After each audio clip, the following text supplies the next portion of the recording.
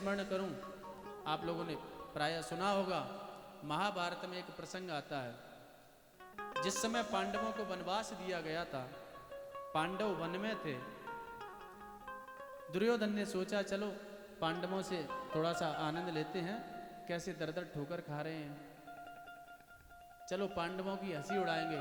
और मौका मिल गया तो पांडवों को जो है पांडवों की हत्या भी कर देंगे।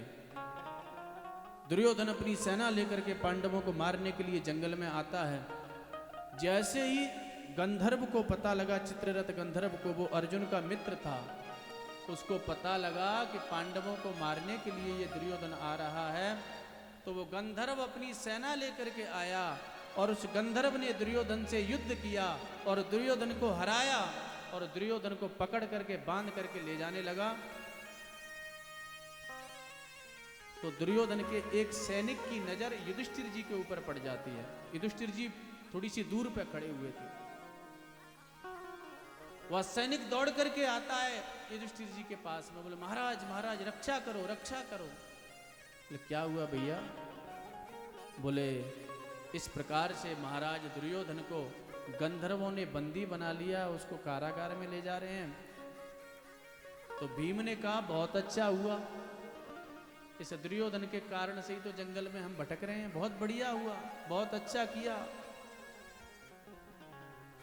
इसको तो यही दंड मिलना चाहिए। अर्जुन ने भी कहा बहुत अच्छा हुआ, हम होते तो हम भी दो चार उसमें जमा देते। इतना आतताई है, इतने जुए में छल से हराया, द्रौपदी जी का अपमान किया, हमको जंगल में भटकाया, हम सहायता करने के लिए नहीं जाएंगे। लेकिन ध्यान दें,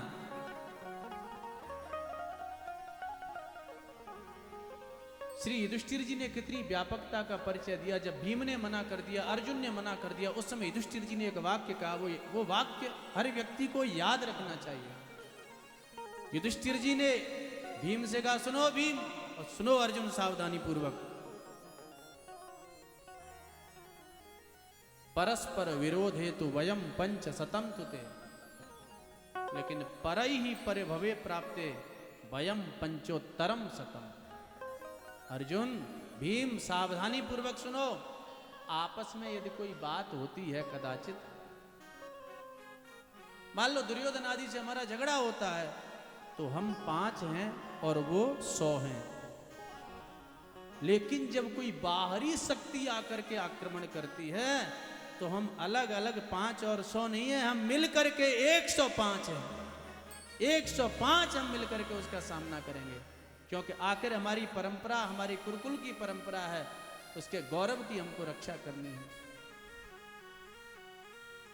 यद्यपि हम भिन्न भिन्न रूप में बटे हुए हैं, लेकिन बाहरी कोई शक्ति आती है तो मिल करके 105 उनका सामना करेंगे।